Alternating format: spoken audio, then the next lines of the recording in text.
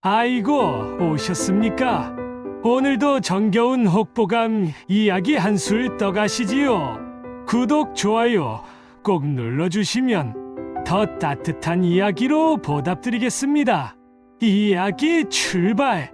그날 밤 경상도 한 마을에서 벌어진 기묘한 일이었습니다. 평생 가난에 찌든 선비 준호가 산속에서 만난 신비한 아이가 이렇게 말했습니다. 선비님, 저 무덤을 파보라고 하세요. 분명 시신이 없을 겁니다. 모든 사람들이 미쳤다며 손가락질했지만 정말로 무덤은 텅 비어 있었습니다. 그리고 그 아이가 가리킨 고목 아래에서는 상상도 못한 끔찍한 것들이 나왔습니다.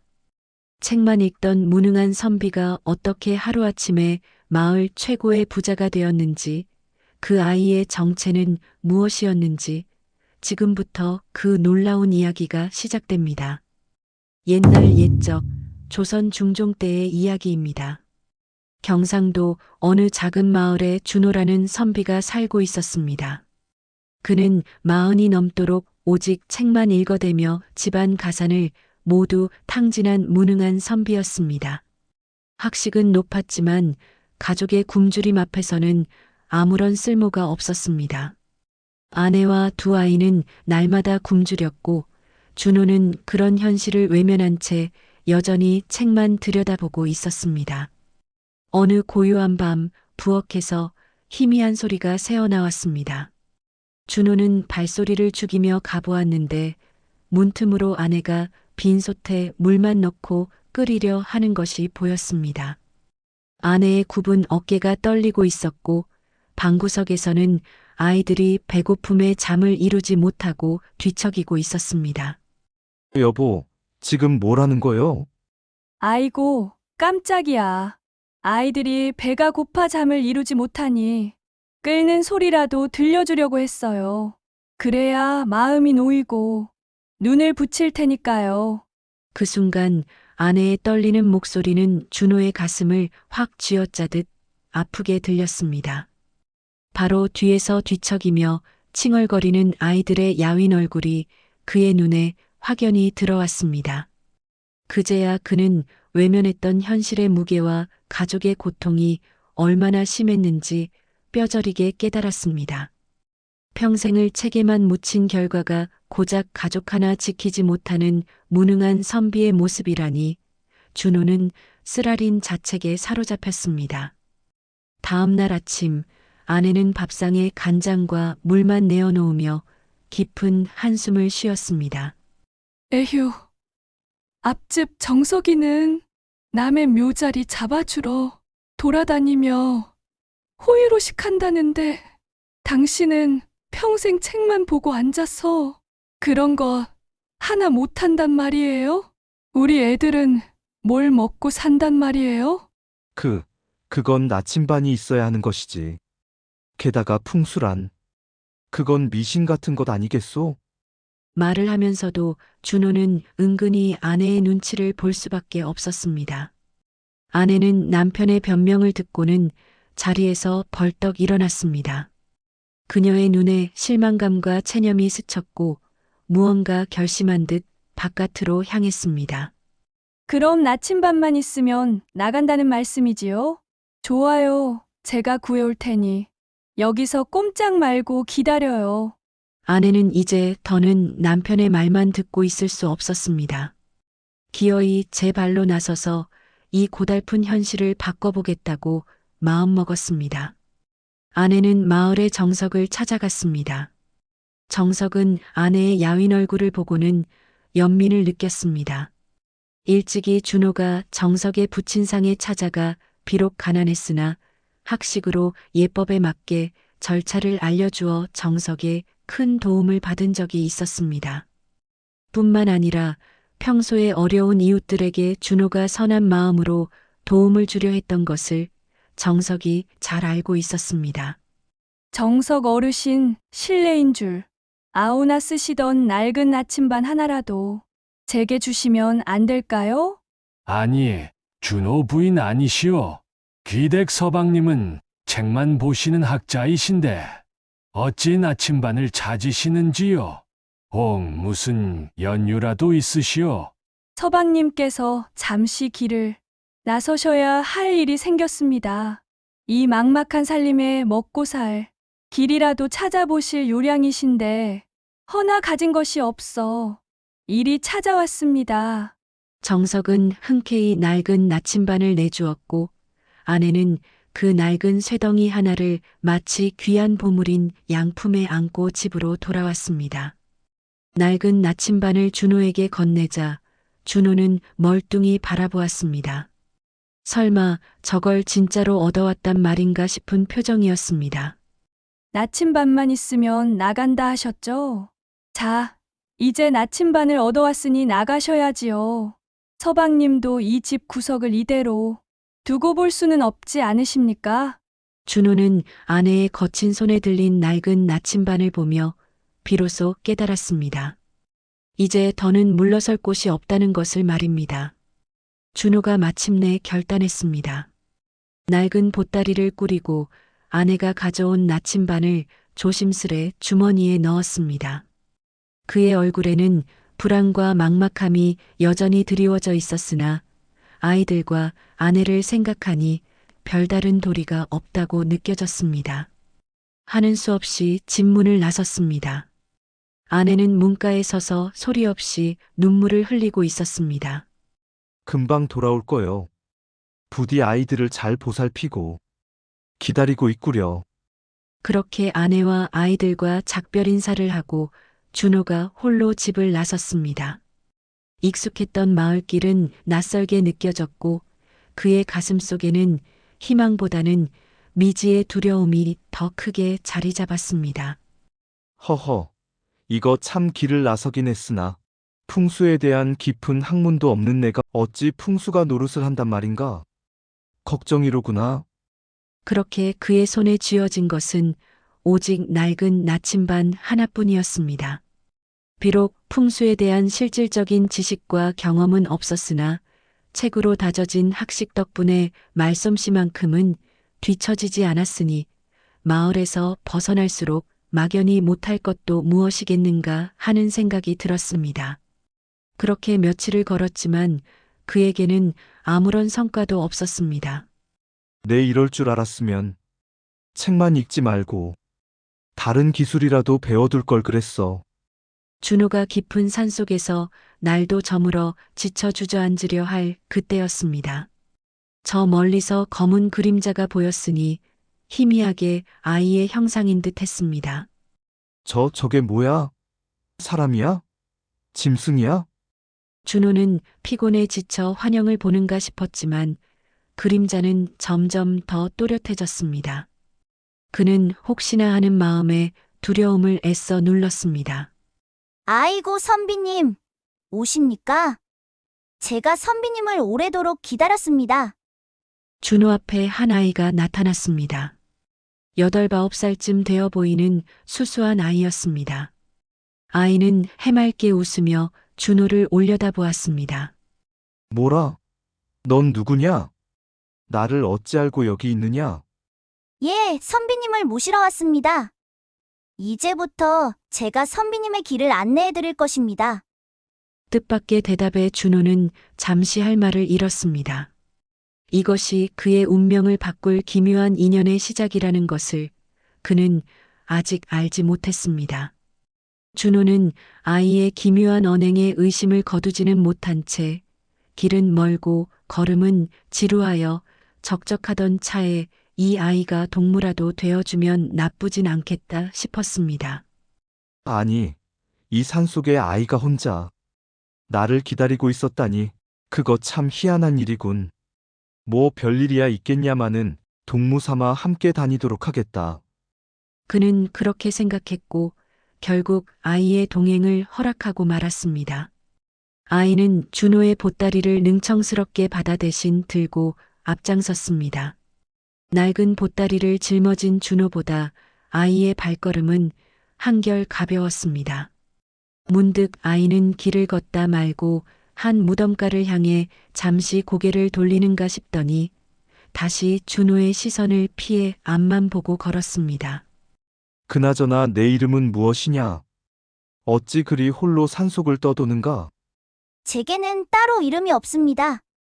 선비님, 저는 밤길이 밝은 편이니 선비님의 길을 비추는 달이라 불러주시면 되겠습니다. 달이라? 허허, 그럼 이제 너를 달이라 부르마. 헌데 너는 글은 읽을 줄 아느냐?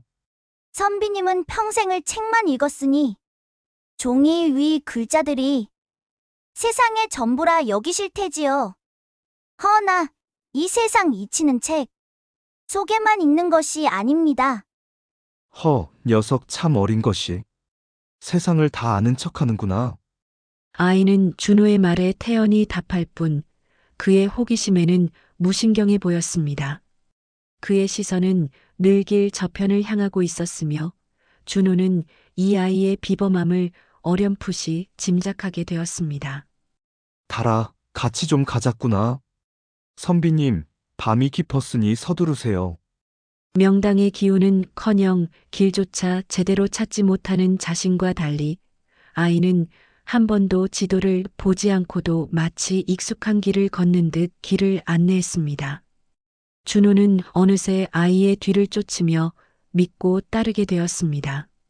그러던 어느 날 두 사람은 거대한 장례 행렬을 마주하게 되었습니다. 깃발과 만장이 펄럭이고 수많은 사람들이 상여를 메고 지나고 있었습니다. 화려한 깃발과 만장으로 보아 이 지역 최고 권력자인 판서의 장례식임이 분명했습니다. 준호는 감히 그 행렬에 끼어들 엄두를 내지 못하고 멀리서 지켜보기만 했습니다. 그런데 아이가 장례 행렬을 보며 묘한 미소를 짓는 것이 아닌가. 그 미소에는 장난스러움과 함께 어딘가 음흉한 기운이 맴돌았습니다. 선비님, 저 장례식에 가시지요. 제가 알려드리는 대로만 하시면 큰 이름을 얻으실 겁니다. 세상에 드러날 기회가 왔으니 절대 놓치시면 안 됩니다. 내가 어떻게? 나는 풍수 지식도 제대로 없는데. 망신만 당할 것이니라. 아, 선비님 집 떠날 때 호의호식하겠다던 다짐은 다 사라지셨습니까? 누가 선비님께 풍수가 노릇을 하라고 합니까? 그냥 제가 시키는 대로만 하시면 된다고 하지 않습니까? 내가 뭐라도 알고 있다는 듯이 말하는구나. 그렇게 묘하게 웃지만 말고 이야기를 해보거라. 답을 하는 대신 여유롭게 웃고 있는 아이의 눈빛은 준호의 속내를 꿰뚫어 보는 듯 강렬했고 준호는 왠지 아이의 말이 믿고 싶어졌습니다. 호의호식이라는 달콤한 말과 함께 아이의 눈빛 속에서 어떤 확신을 보았기 때문이었습니다. 게다가 자신에게는 달리 뾰족한 수도 없었습니다. 아이가 인파 속에서 준호의 귀에 바싹대고 조용히 귓속말을 했습니다. 선비님, 아무것도 모르는 저 이렇게 말하십시오. 아이고, 묘자리는 좋으나 참으로 잘못되었구나. 저 무덤에 시신이 없으니 당장 파보시오. 무슨 그런 말도 안 되는 막말을. 판서의 장례식에서 내가 날 죽일 작정이냐? 선비님, 제 눈을 보십시오. 제가 거짓을 고하는 것 같습니까? 분명 제 말대로 될 것이니 그대로 말하기만 하시면 됩니다. 준호는 아이의 커다란 눈망울을 들여다보고는 마음이 이상하게 편안해졌습니다. 또한 자신이 가진 것이라곤 낡은 나침반뿐이었으니 달리 별 수가 없었습니다. 이왕 집까지 떠나왔으면 사내로서 선비로서 뭐라도 해야 할 판이니 그래, 한번 해보자구나. 그렇게 심호흡을 하고 판서의 아들로 보이는 이들에게 다가갔습니다. 상제님들, 제가 보기에는 이 묘자리는 좋으나 어찌된 일인지 시신이 없는 듯하오.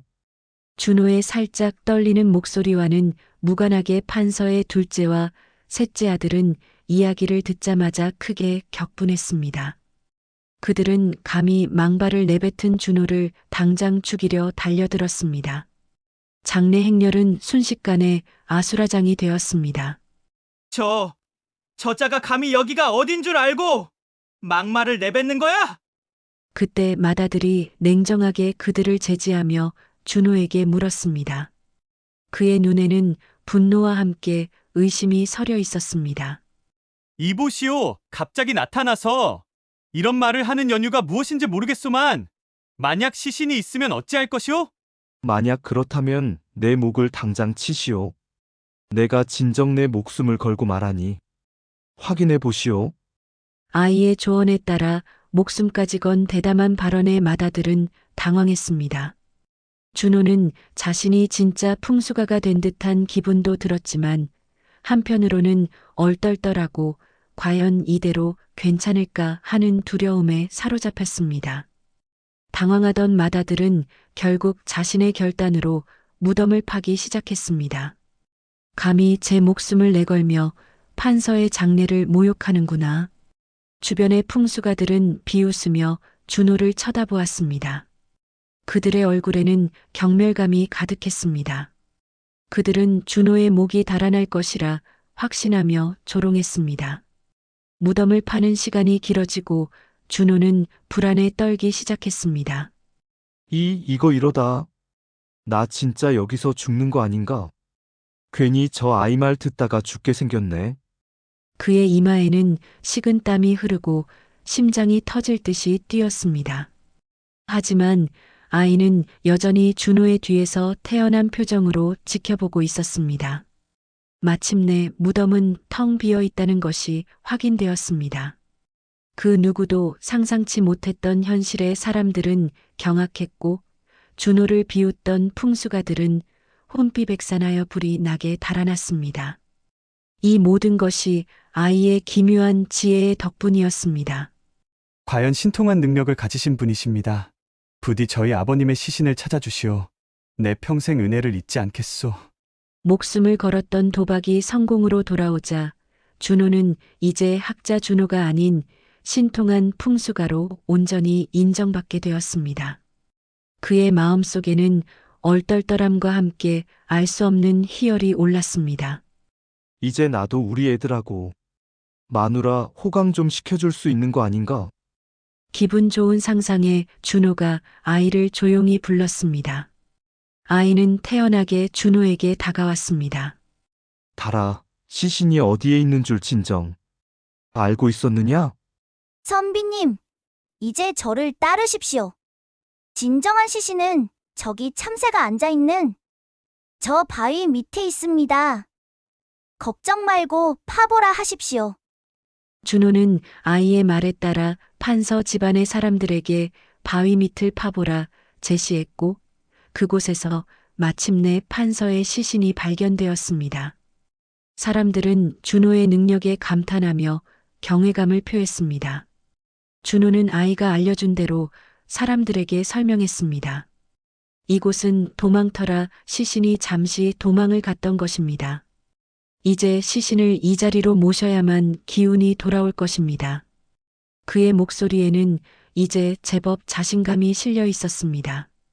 판서의 마다들이 다시 준호에게 다가와 새로운 묘자리를 간청했습니다. 선생님의 능력이 이러할진데 부디 저희 아버님을 모실 진정한 명당을 다시 찾아주십시오. 저희가 아까는 이런 귀한 분인 줄도 모르고 신뢰를 범했습니다. 부디 저희 아버님 묘자리를 찾아주십시오. 아이는 준호의 귀에 대고 조용히 속삭였습니다. 선비님, 저와 선비님만 갈 테니 말 한 필만 내어달라 하십시오. 다른 사람들은 방해가 될 것입니다. 준호는 아이의 눈빛의 깊이를 알 수 없었지만 그동안의 기묘한 경험 덕분에 아이의 지시에 따르기로 했습니다. 상제분들, 진정한 명당은 저와 이 아이만 찾을 수 있으니 말 한 필만 내어주십시오. 말씀이 그러하시다면 그리하겠습니다. 다음 날 아침 아이가 말고삐를 잡자 말은 마치 날개를 단 듯이 시속보다 빠르게 달리기 시작했습니다. 준호는 말 위에서 흔들리면서도 아이의 범상치 않은 능력에 감탄하고 또 감탄했습니다. 도대체 이 아이의 정체가 무엇인지 알 수가 없구나. 말은 순식간에 강가에 도착했고 아이는 미리 준비된 뗏목으로 준호를 이끌었습니다. 뗏목은 물살을 가르며 인적이 드문 동산으로 향했고 다리가 동산에 있는 한 장소를 가리켰습니다. 그곳은 금잔디가 깔린 평평한 곳에 소나무들이 둘러싸여 있는 아름다운 곳이었습니다. 선비님, 이곳이 바로 판서의 명당입니다. 이곳에 시신을 모시면 삼정승 6판서가 날 자리지요. 삼정승 6판서라니 과연 하늘이 정하신 명당이로구나. 준호는 아이의 말에 따라 그곳에 표식을 해놓고 판서의 집으로 돌아왔습니다. 그의 명성은 이미 인근 고을에 퍼져 그의 이름 앞에는 신통한이라는 수식어가 붙었습니다. 금방 사람들이 그를 앞다투어 찾았습니다. 준호는 판서의 집에서 몇 달을 머물며 극진한 대접을 받았습니다. 매일같이 산진미애가 상에 올랐고 값비싼 비단 옷을 입었습니다. 난생 처음 보는 부귀영화에 그의 마음은 들떴으나 이내 복잡해졌습니다. 내 안사람과 아이들은 이 추운 날 무엇을 먹고 있을까? 이 호사가 과연 나 홀로 누릴 만한 것인가? 그의 마음 한구석에는 홀로 고생할 안사람과 아이들의 모습이 자꾸만 떠올라 편치 않았습니다. 하여 준호는 아이에게 집으로 돌아가겠다고 말했습니다. 그의 목소리에는 가족에 대한 그리움이 묻어났습니다. 달아, 이제 나는 집으로 돌아가야겠다. 내 안사람이 기다리고 있으니 이런 호사도 내게는 너무 과분하구나. 아직은 아닙니다, 선비님. 열흘만 더 머무시지요. 마지막으로 선비님을 위한 큰 일이 남아 있습니다. 아이가 간곡히 청함으로 준호는 좀 더 머물기로 하였습니다. 그렇게 열흘 뒤 아이는 준호에게 말 한 피를 내어주며 마지막 제안을 했습니다. 그의 손에는 판서가 준 500냥이라는 거금이 들려 있었으나 그 돈은 그저 시작에 불과했습니다. 이번엔 아이가 준호를 또 다른 마을로 데려갔습니다. 한 집에 들어가 물을 청하자 주인은 물 한 그릇 주는 것도 아까워하는 표정이었습니다. 여보시오, 목이 마르니 물 한 그릇만 주실 수 있겠소? 물 말씀이시오? 이 귀한 물을 어디서 구하겠소? 그러자 눈치를 살피던 다리가 준호의 귀에 대고 그 물을 먹는 척하다 버리고 이 물은 못 먹겠네라고 말해보시라고 속삭였습니다. 준호는 망설임 없이 아이의 지시를 따랐습니다. 준호의 행동에 마을 사람들이 크게 분노하며 그를 찾아왔습니다. 그들의 눈에는 원망과 불신이 가득했습니다. 아니, 보아하니. 이 고을 사람도 아닌 것 같은데. 이 귀한 물을 달라 해서 그래도 손님이니 한 그릇 드렸거늘 왜 아깝게 그걸 버리는 것이오? 우리를 우롱하는 것이오? 염려하시오. 이 동네는 분명 물이 흔할 텐데 어찌 이런 고통을 겪소? 만약 내가 물을 찾지 못하면 내 목숨을 내놓겠소. 이제 그는 예전의 가난한 선비가 아니라 소문난 풍수가 준호였습니다. 목숨을 걸고 나선 약속 앞에 두려움이 없지는 않았으나 그의 곁에 있는 다리의 말을 철석같이 믿고 있었습니다.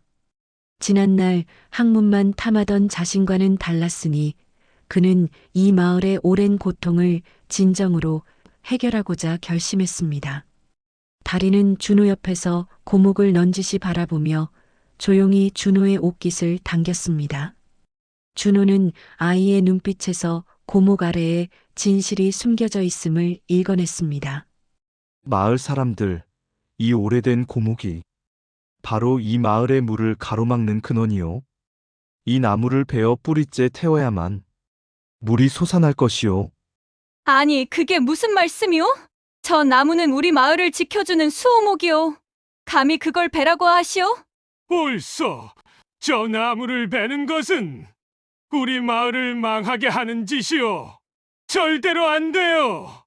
마을 사람들은 수호목을 베라는 말에 당황하고 분노했지만 준호의 목숨을 건 약속과 어쩌면 이 고통 속에서 벗어나 시원한 물줄기를 얻을지도 모른다는 희망 사이에서 갈등했습니다. 그들의 얼굴에는 두려움과 간절함이 교차했습니다. 자자, 진정들 하시오. 나 또한 이 나무가 귀하다는 것을 모르지 않소? 나 준호가 결코 여러분을 속이지 않을 것이오. 이 고통 속에서 벗어나 시원한 물줄기를 얻을 수 있을 것이니 나를 믿어주시오. 준호의 단호한 설득과 목숨을 건 약속, 그리고 목마름에 지친 마을 사람들의 마음속에 피어난 마지막 희망에 그들은 결국 고개를 끄덕였습니다. 준호는 마을 사람들의 동의를 얻자마자 거대한 나무를 베어 불을 붙였고 나무가 타들어가는 소리와 함께 땅속에서 거대한 괴문이 들려왔습니다. 아니, 이게 무슨 괴이한 소린가? 그러게 말이요. 참으로 불길한 소리가 들리네. 혹시 그놈의 근원이 우리 고을의 물길을 막은 것인가 보.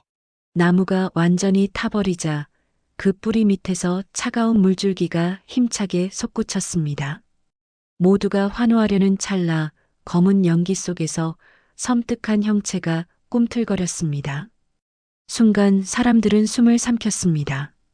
아니, 저게 뭐야, 저것들이 우리 물길을 막고 있었단 말인가? 불길 사이로 드러난 것은 다름 아닌 거대한 뱀 2마리였습니다. 불에 휩싸인 채 몸부림치는 그들의 모습은 끔찍했고 그제야 마을 사람들은 이 뱀들이 오랫동안 물줄기를 가로막아온 원흉임을 깨달았습니다. 경악과 공포가 몰려왔다가 곧 벼락 같은 환호로 바뀌었습니다. 보셨지요, 선비님? 이제야 원흉이 드러났습니다. 참 신기한 일이로다. 저 고목 밑에 뱀 2마리가 있다는 것도 미리 알고 있었던 것이냐? 달아, 도대체 너는 이를 어찌 알고 있었던 것이냐? 이번에도 별다른 대답 없이 다리는 씩 웃기만 하고 있었습니다. 이 일로 인하여 준호는 마을 사람들로부터 2손 가득한 성의의 보답을 받았습니다. 마을 사람들은 그를 마치 영웅처럼 떠받드는 것은 물론이고 2손 가득한 성의를 표하며 무엇이든 가져다 주고자 했습니다. 선생님은 우리 마을의 은인입니다. 여기 이 돈으로 부족하나마 저희의 성의를 받아주십시오. 준호는 자신의 노력과 아이의 지혜로 얻은 결실에 가슴이 벅차올랐습니다. 이제 그는 더 이상 가난에 찌든 학자가 아니어 진정으로 마을 사람들을 도운 영웅이 되었습니다. 달아, 너가 아니었다면 이 마을은 어찌 되었을지 모르겠구나. 참으로 고맙구나. 선비님, 아직 길은 끝나지 않았습니다. 더 큰 인연이 기다리고 있사옵니다. 모든 일이 마무리되자 준호는 아이에게 감사를 표하며 이렇게 물었습니다. 달아, 덕분에 내가 가난을 면하게 되고 이 갑갑한 고을까지 도울 수 있었다. 내가 어떻게 너에게 이 은혜를 갚아야 할지 모르겠구나. 선비님, 저는 선비님이 필요했고, 선비님 또한 제가 필요했을 뿐입니다. 그리하여 서로가 만난 운명인 것이니, 그런 말씀 마십시오. 그런데 말이다. 달아, 너는 도대체 어떻게 된 거냐? 어찌 이런 신통한 능력을 가진 것이냐? 이제 나는 집으로 돌아가야 하니 내가 누군지 좀 알고 가야 할 것 아니냐? 준호는 그동안 정신없이 지내온 몇 달간의 여정들이 순식간이었음을 느끼며 마지막으로 묻는 질문이었습니다. 말없이 준호를 바라보던 아이가 씩 웃어 보이더니 갑자기 고개를 숙였습니다. 그러더니 아이의 등 뒤로 거대한 그림자가 드리워졌습니다. 그것은 마치 커다란 날개처럼 보였고 아이의 눈빛은 순간 부엉이처럼 형하게 빛났습니다. 준호는 심장이 철렁 내려앉았고 자신도 모르게 뒷걸음질 쳤습니다. 애구머니야. 왜 이러느냐? 아이의 눈동자가 점차 변하기 시작했습니다. 까맣던 눈은 어둠 속에서도 빛나는 노란색으로 바뀌었고 그의 작았던 몸이 점점 커지며 입고 있던 옷이 깃털로 변해갔습니다. 이내 아이는 거대한 날개를 하고 몸통과 목이 따로 놀듯 돌아가는 형상으로 완전히 바뀌었습니다. 그렇습니다. 아이의 정체는 바로 부엉이였습니다. 준호는 믿을 수 없는 광경에 그저 넋을 잃고 말을 잇지 못했습니다. 저는 부엉이 올시다. 이제 제 정체를 아셨으니 작별할 때가 되었군요. 준호는 그 눈빛에서 아이가 아닌 수백 년을 살아온 존재의 지혜와 깊은 한을 느꼈습니다. 준호의 눈앞에서 아이는 신비로운 빛을 내며 거대한 부엉이의 형상으로 완전히 변했고 준호에게 나무 아래 있었던 뱀에 대한 이야기를 들려주었습니다. 선비님, 저놈의 뱀들 때문에 제 새끼들을 모두 잃고 이 산속에서 천년을 밤마다 울부짖으며 뱀의 그림자를 쫓았습니다. 이 원수를 어찌 갚을까 싶어 밤낮으로 선비님을 고대하고 기다렸습니다. 이제 선비님 덕분에 한이 풀렸으니 다시 자식을 기를 때가 되었습니다. 부엉이는 준호를 통해 자신의 오랜 원수를 갚았고 이제 은혜를 갚았으니 떠나야 한다고 말했습니다. 준호는 부엉이의 깊고 애달픈 사연에 숙연해졌고 그의 공을 진심으로 감사하게 생각했습니다. 그런 사연이 있었군요. 나는 도움만 받아서 미안했는데 내가 도움이 되었다고 하니 이제 좀 마음이 한결 편안해졌소이다. 이제 원수를 갚았으니 참으로 다행이구려. 선비님은 이제 제 덕분에 눈이 밝아지셨습니다.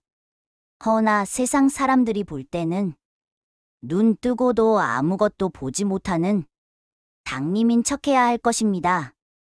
누가 찾아와 풍수를 물으면 일신의 전기가 눈에 있어 아무것도 못 본다고 핑계를 대십시오.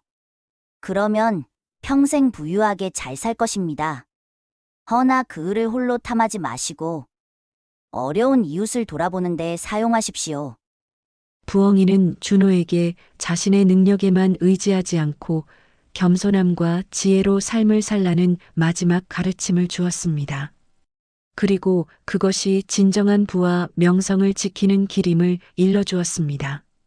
부엉이는 푸르르 소리와 함께 힘껏 날개를 치며 밤하늘로 솟아올랐습니다. 준호는 한참 동안이나 부엉이가 사라진 밤하늘을 멍하니 바라보았습니다.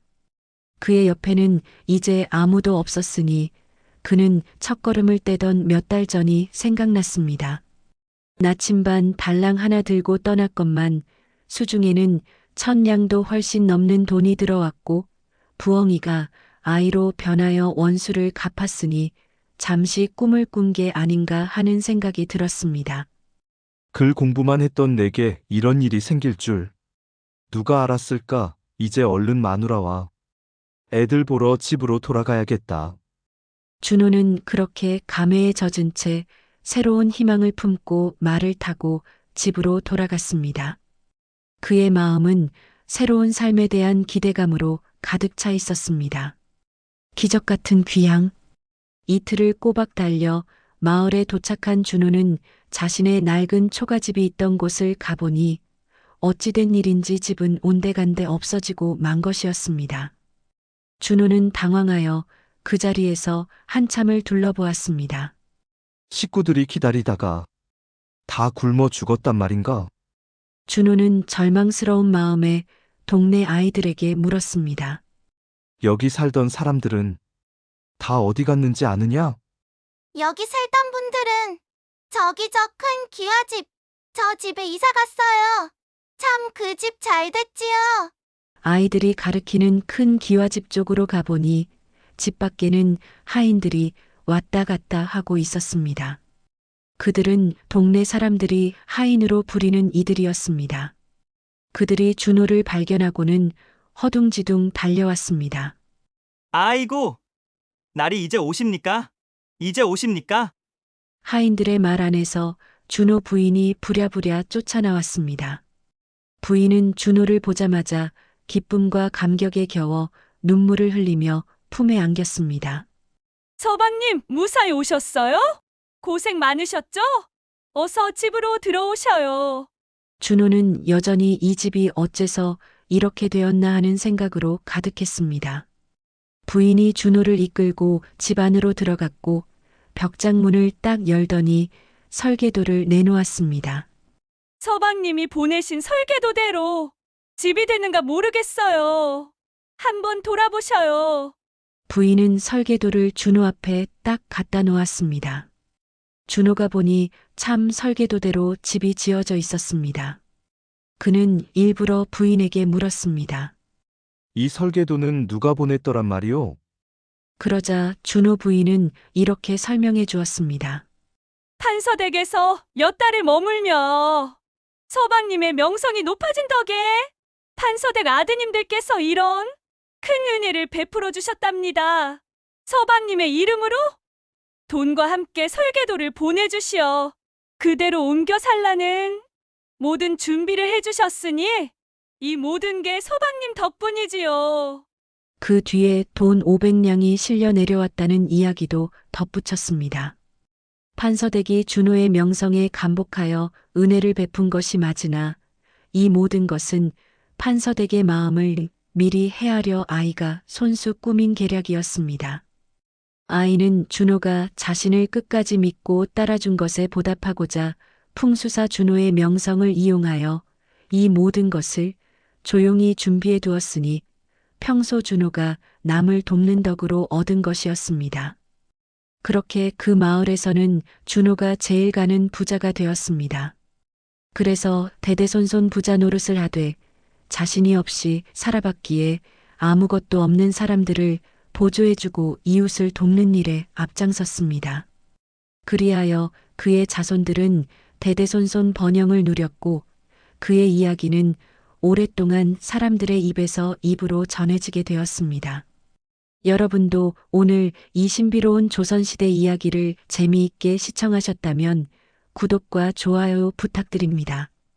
다음에도 더욱 흥미진진한 조선시대 전설과 야담으로 찾아뵙겠습니다.